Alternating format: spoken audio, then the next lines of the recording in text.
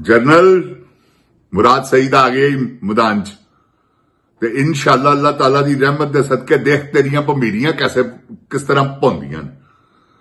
General तू जो जुल्म कर रहे है ना, ए देख तेन उस जुल्म का जवाब मिलन लगा ही। देखिया इस बात च ए तू अगे अगे देखना हुण की हुंदा है, क्योंकि जेड़े खौफ दे बूते कहने ना वो टुट गई। ते जनरल जदों कौमां दे विचों खौफ उड़ जाए ना ते फिर कौमां नहीं देखदियां कि टैंक किहड़े ने ते तोपां किहड़ियां।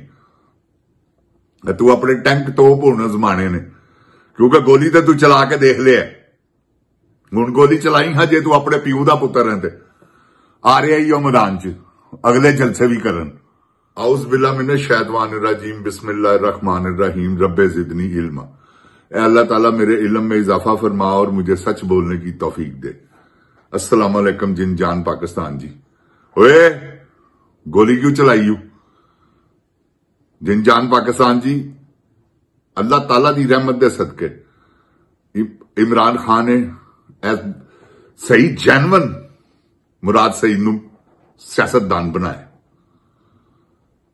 मैं कहना वा ऐसा वफादार पाकिस्तान दा कोई भी नहीं जगह पीटीआई च। जिन जान पाकिस्तान जी चंद बंदे ने पीटीआई च, वो तुहानूं नहीं पता कि जेड़े पक्के ने, बाकी तो सारे स्टैबलिशमेंट के आदमी ने। देखो गंडापुर कैसियां खचा मार रहे हैं, खचा ते खचा मारी जा रहे हैं। जिन जान पाकिस्तान जी असीं सब समझने अल्लाह ताला दी रहमत दे सदके सानूं पता है कि कौन इमरान खान नाल मुखलिस हैगा कौन नहीं। इमरान खान नाल अगर मुखलिस हुंदे ते इमरान खान हुण तक अंदर हुंदा, कदी भी नहीं सी हो सकदा। जिन जान पाकिस्तान जी 500 बंदे नाल गिरफ्तारी देंदे ते जेलां भर जांदियां, वक्त पै जांदा, सारी अवाम सड़कां ते आ जांदी। इन्हां ने की सिर्फ और सिर्फ अल्लाह माफी देवे चूतिया बनाया है पाकिस्तानी कौम नूं।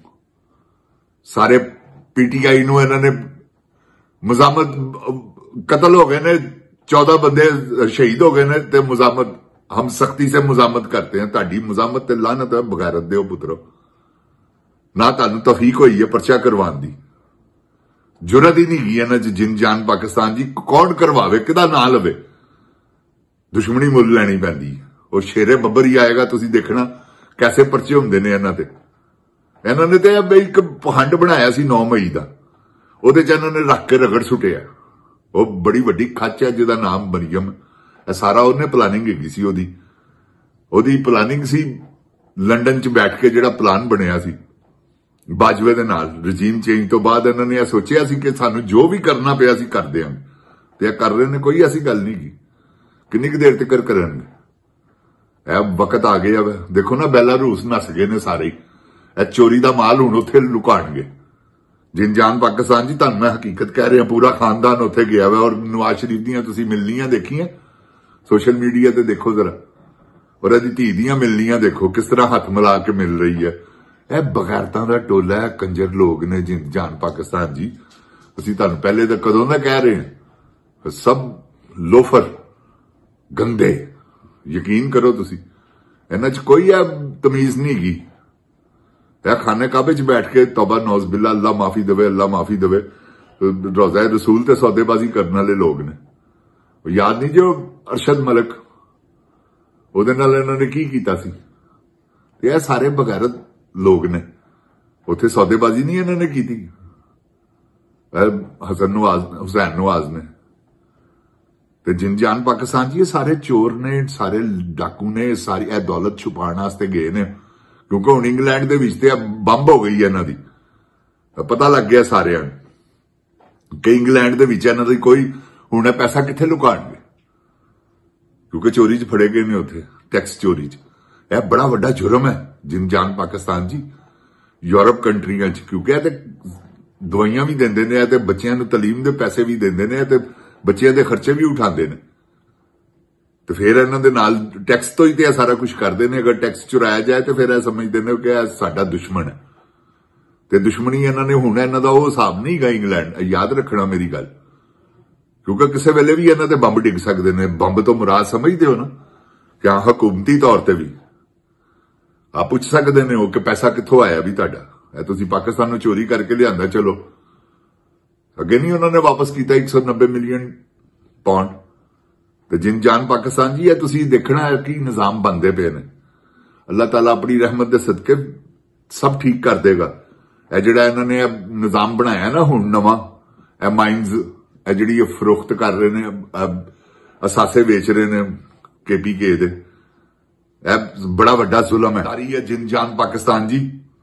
ਤੇ ਕੋਈ ਗੱਲ ਨਹੀਂ, ਬਿੱਲ ਤੇ ਪਾਸ ਉਹ ਤਾਂ ਹੋਣਾ ਜੇ ਇਮਰਾਨ ਖਾਨ ਨੇ ਚਾਹਣਾ ਤੇ ਓਏ ਜ਼ੋਰ ਲਾ ਲੈ ਜਿੰਨੇ ਲੱਗਦੇ ਹੀ ਗੰਜੇ। ਤੂੰ ਬਿੱਲ ਮਨਜ਼ੂਰ ਕਰਵਾ ਕੇ ਦਿਖਾ, ਤੂੰ ਵੀ ਜਨਰਲ, ਜੇ ਤੂੰ ਆਪਣੇ ਪਿਓ ਦਾ ਪੁੱਤਰ ਹੈ ਤੇ ਕਰਵਾ ਕੇ ਦਿਖਾ ਇਮਰਾਨ ਖਾਨ ਤੋਂ ਬਗੈਰ। ਲੋੜ ਪੈ ਗਈ ਇਮਰਾਨ ਖਾਨ ਦੀ, ਦੇਖ ਇੱਕ ਕੈਦੀ ਹੋ ਗਿਆ, ਉਹਦੀ ਕੀ ਅਹਿਮੀਅਤ ਹੈ। ਉਹਨੇ ਹਾਂ ਕਰਨੀ ਹੈ ਤੇ ਸਾਰਾ ਬਿੱਲ ਮਨਜ਼ੂਰ ਹੋਣਾ, ਨਹੀਂ ਤੇ ਕਰਵਾ ਕੇ ਦਿਖਾਣਾ ਤੁਸੀਂ ਮੈਨੂੰ ਆਪਣੇ ਪਿਓ ਦੇ ਪੁੱਤਰ ਹੋ।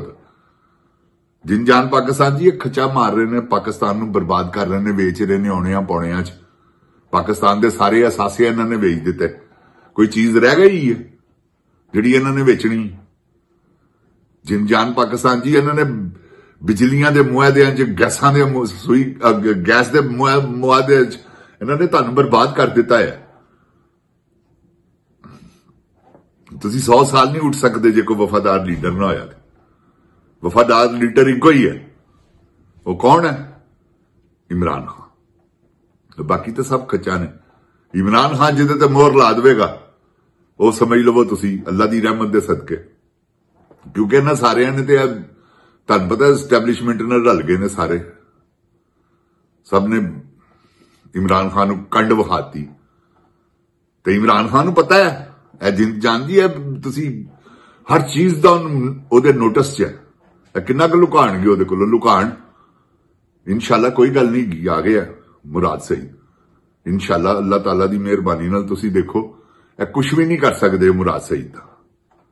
ਇਹ ਮੇਰੀ ਗੱਲ ਯਾਦ ਰੱਖਣਾ। ਉਹਨੇ ਐਸੇ ਤਰ੍ਹਾਂ ਹੀ ਵੀਡੀਓ ਪੈਗਾਮਾਂ ਦੇ ਵਿੱਚ ਹੀ ਆਪਣੀ, ਕਿਉਂਕਿ ਉਹਦੀ ਫੋਰਸ ਬੜੀ ਤੇਜ਼ ਹੈ, ਸਾਰਾ ਸਟੂਡੈਂਟ ਉਹਦੇ ਨਾਲ ਹੈ, ਯੰਗ ਬੱਚੇ ਸਭ ਉਹਦੇ ਨਾਲ ਨੇ, ਤੇ ਉਹੀ ਪਾਕਿਸਤਾਨ ਦਾ ਮੁਸਤਕਬਿਲ ਨੇ। ਜਿਨ ਜਾਨ ਪਾਕਿਸਤਾਨ ਜੀ, ਤੁਸੀਂ ਦੇਖੋ ਮੁਰਾਦ ਸਈਦ ਇਹਨਾਂ ਦੇ ਕੜਾਕੇ ਕੱਢ ਦੇਗਾ, ਨਾ ਕੱਢੇਗਾ ਮੈਨੂੰ ਫੜ ਲੈਣਾ ਤੁਸੀਂ, ਇਹ ਜਾਓ ਮੇਰੀ ਪੇਸ਼ੈਂਟ ਗੋਈ ਜੀ। ਬਾਕੀ ਤੇ ਇਹ ਸਾਰੇ ਉਮਰ ਯੂਬ ਹੈਗਾ 50%। ਮੈਂ ਤੁਹਾਨੂੰ ਦੱਸਾਂ ਜਿਹੜੇ ਵੀ ਇਮਰਾਨ ਖਾਨ ਦੇ ਹਾਮੀ ਨੇ,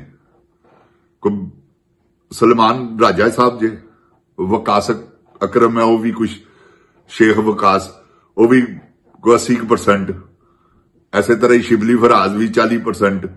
ਐਸੇ ਤਰ੍ਹਾਂ ਹੀ ਇਹ ਸਾਰੇ ਜਿਹੜੇ ਨੇ ਨਾ ਇਮਰਾਨ ਖਾਨ ਨਾਲ ਠੀਕ ਹੈ, ਲੇਕਿਨ ਜਿਨ ਜਾਨ ਪਾਕਿਸਤਾਨ ਜੀ ਇਹਨਾਂ ਨੇ ਬੜੀ ਵੱਡੀ ਗੱਦਾਰੀ ਕੀਤੀ ਖਾਨ ਸਾਹਿਬ ਨਾਲ, ਕਸਮ ਅੱਲਾ ਪਾਕ ਦੀ। ਇਹ ਸ਼ੁਰੂ ਦੇ ਵਿੱਚ ਹੀ ਨਿਕਲੇ ਹੁੰਦੇ, ਦੇਖੋ ਨਾ ਕਿਸ ਤਰ੍ਹਾਂ ਦੌੜਿਆ ਵਾ 26 ਨਵੰਬਰ ਨੂੰ,